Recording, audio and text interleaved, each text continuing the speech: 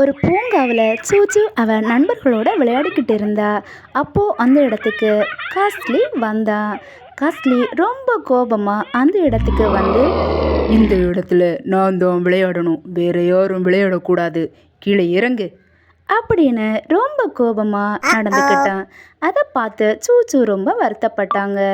அதுக்கப்புறமா சூச்சு அவன் செய்கிறது தப்புங்கிறத நினச்சிக்கிட்டாங்க. அதனால் சூச்சு நண்பர்கள் எல்லாரும் சேர்ந்து தனியாக விளையாடினாங்க.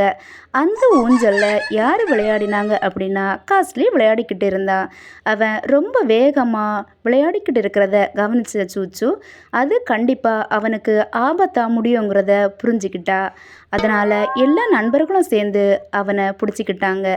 ஆபத்தில் பிடிச்சிக்கிட்ட சூச்சுவும் அவளோட நண்பர்களுக்கும் நன்றி சொன்னான்.